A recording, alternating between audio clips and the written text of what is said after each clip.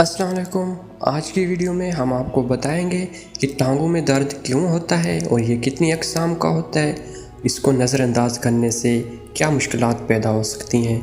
ये सब कुछ जानने से पहले अगर आप हमारे चैनल पर पहली बार आए हैं तो चैनल को सब्सक्राइब कर दें और साथ ही दिए गए बेल आइकन को प्रेस कर दें ताकि इस तरह के वीडियोस जैसे ही अपलोड हो आप तक फौरी पहुँचे।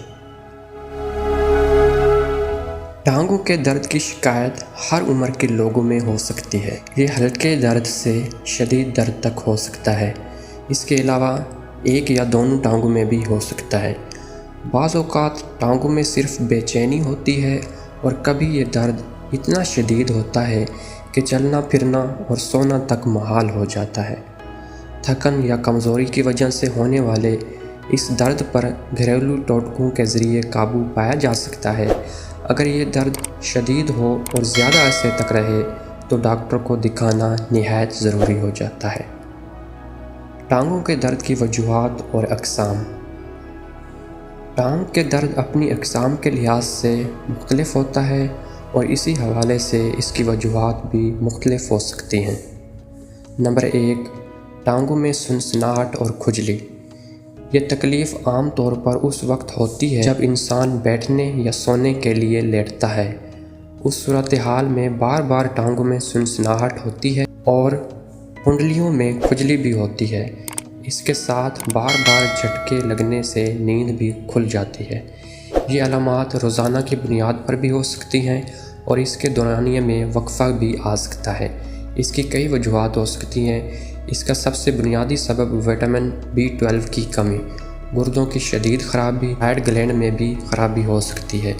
इसके अलावा हामला ख़वातीन भी इस अमले से दो चार हो सकती हैं।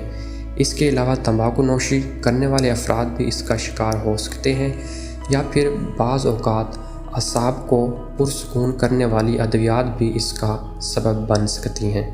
ऐसे मरीज़ों को सोने से कबल पैरों पर मसाज करने से अफाका हो सकता है। नंबर 2, कुंडलियों और एड़ियों में दर्द। कुंडलियों में और एड़ियों में दर्द आम तौर पर अगर सोकर उठने के बाद बिस्तर से पाँव नीचे रखते ही हो तो उसका सबब ये है कि आपके पैर की खमदार कमान को सहारा देने वाले उज़लात हफ्तें ज़्यादा दबाव के सबब कटने और फुटने लगी हैं, जो कि इस दर्द का बायस बन रही है।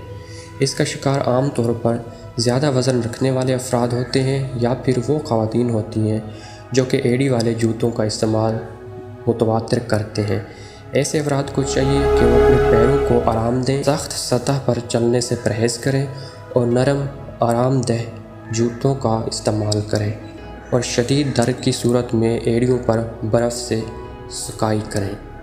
नंबर 3, एक टांग में सामने की तरफ दर्द। अगर टांग के सामने हिस्से में शदीद दर्द, कमर के निचले हिस्से में दर्द और जलन के साथ हो तो ये दर्द अर्कुन शैटिका का दर्द कहलाता है, जो कि रीढ़ की हड्डी के मोरू में नस के दबने की वजह से हो सकती है। इस दर्द की शिद्दत बहुत ज़्यादा होती है और आम दर्द कुछ अद्वियात इस दर्द के सामने बेअसर साबित होती हैं। इसके लिए फ़ौरी तौर पर हड्डियों के डॉक्टर से रजू करना चाहिए, जिसके लिए वो अद्वियात और फिज़ियोथेरापी का मशवरा देते हैं। इसके अलावा कुछ देसी नुस्खे भी इस बीमारी के लिए फ़ायदेमंद साबित हो सकते हैं। नंबर 4, घुटने में दर्द। आम तौर पर यह तस्वुर आम है कि बुढ़ापे के साथ घुटनों में भी दर्द का तोहफ़ा इंसान को मिलता है, जबकि ये तासुर दुरुस्त नहीं। जोड़ों और घुटनों में होने वाला दर्द दर हकीकत विटामिन D की कमी के सबब होता है, जो कि उम्र के साथ जिस्म में कम हो जाता है, जिसकी वजह से कैल्शियम और फास्फेट जिस्म का मुनासिब अंदाज में हिस्सा नहीं बन सकते और दर्द का सबब बनते हैं। विटामिन D के हसूल का सबसे अहम ज़रिया धूप है, जिसमें काफ़ी मिकदार में विटामिन D मौजूद होती है। इसके साथ साथ मछली, अंडा, मशरूम, माल्टे का जूस और दूध से बनी अशिया में विटामिन D की बड़ी मिकदार मौजूद होती है। नंबर 5, टांगों के पट्टों में अकड़न और खिंचाव।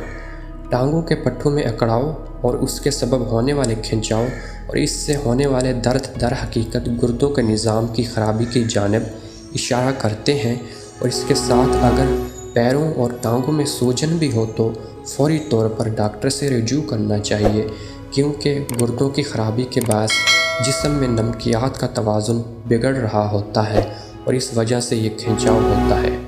امید کرتے ہیں کہ آپ کو ہماری یہ ویڈیو اچھی لگی ہوگی، تو لائک کر دیں۔ چینل پر فرسٹ ٹائم ہے تو چینل کو سبسکرائب کر دیں۔ شکریہ، اللہ حافظ۔